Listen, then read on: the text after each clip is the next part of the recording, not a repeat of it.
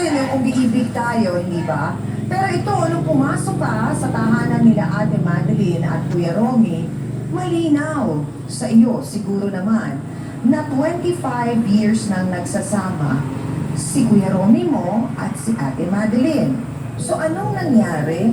At nagkahulugan kayo ng loob? Kasi po, nakwento ko po yung problema ko po sa kanila. Na yung tatay ko po, nasa hospital po. Okay. Nangangailangan po ko ng Kay pera. Kuya Romy mo ito Opo. naikwento? Sa kanya po, una. Okay. Sabi niya po, tutulungan din niya ako. Bakit hindi ka na lang humingi ng bale na advance? Sinabi ko na po sa kanya. Oo. Kaso po, sabi niya, sige, sabi niya, bibigyan kita. Puro lang po ganun. Kailangan ko na po. Ngayon po, kinito ko po sa amo ko lalaki. Okay. Tapos binigyan naman po niya ako kagad ng 1.5. Oo. Okay. Ngayon po, lumipas na ng ilang buwan yun. Nag-text po siya sa akin, Be, sabi niya, labas tayo.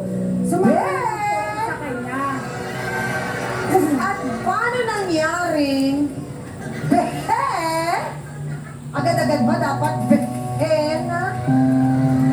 Nag-ano na po kasi kami, siyempre po, bibigyan niya po akong pera, kaya inanuan na niya na po. Sino ang nagsabi at sino ang nagkaroon ng ganong pag-uunawa sa sitwasyon na kapag pinahiram ka ng 1.5 na ang tawagan?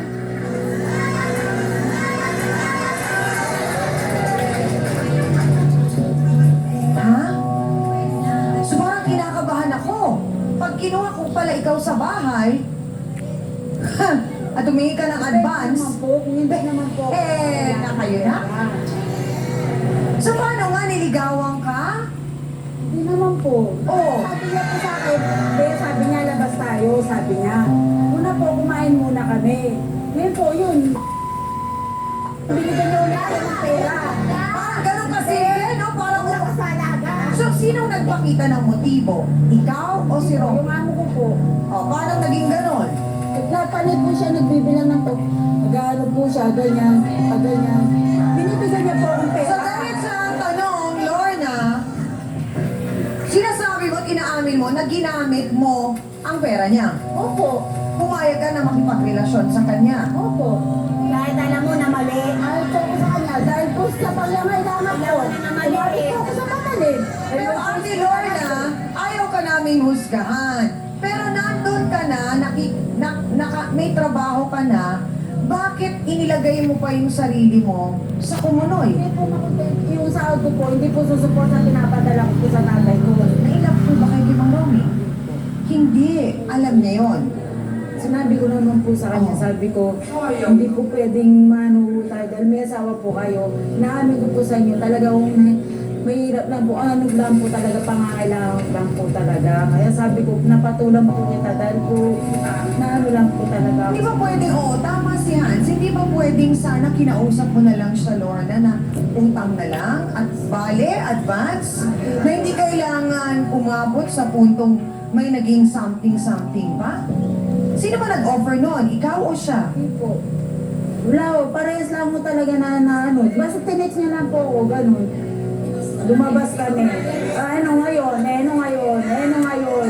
Wala kayong pakialam. Wala kayong pakialam. So mga kasausawan, abay, anong sabi niyo? Sige nga. Naku dyan, kailangan pa ba nating tanongin ang mga ito? Sa tono pa lang ng kanilang mga patutsada.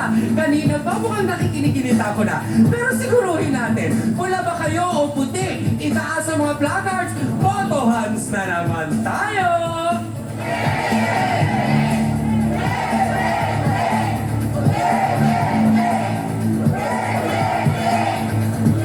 Naku dyan, sa dagat na ito ng puti na nakikita natin, meron akong kapansin-pansin isang pulang nakikita na parang sinasabi niyang kahit meron din dito na parang sinasabi nilang hindi rin naman nila masisi itong si Ate Lorna sa mga nangyari kasi siguro talagang nung panahong yun, may sakit ang ama niya, talagang nangailangan siya.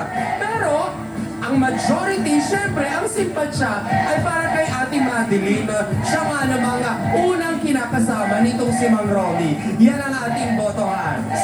Nakita raw niya mismo kung paano guluhin ng isa pa nilang dating kasambahay ang kanilang tahanan. Kaya naman, todo tanggol siya sa kanyang nanay. Narito po si Merife Mafe Restorque. Pasok!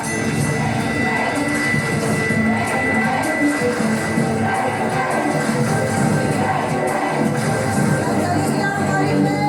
Pagbibitawan! Lorna! Nak!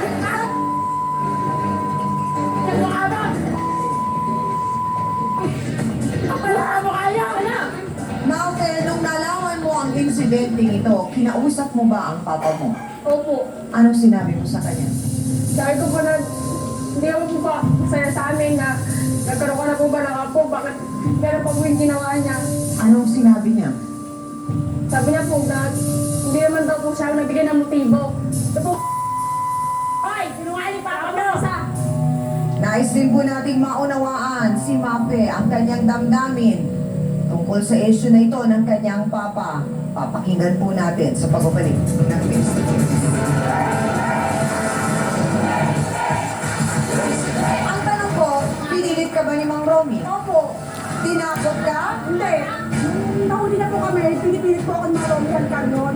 Paano pinilit? Facebook sa usawa na mga kapatid, Cyril Lopez. Magandang umaga po, Chang. Lagi po ako nanonood sa inyo mula nung umpisa pa ng F2F umaga. Tapos naging hapon. Naging gabi na dito sa amin sa Korea. Pati asawa ko, adik na sa F2F. Nagmamadaling umuwi, baka daw mauna akong manood ng F2F. Kahit konti lang po ang naiintindihan niya. God bless po. At sa inyo po, Chang, at sa trio tagapayo at kay Hans. Love ya, ingat.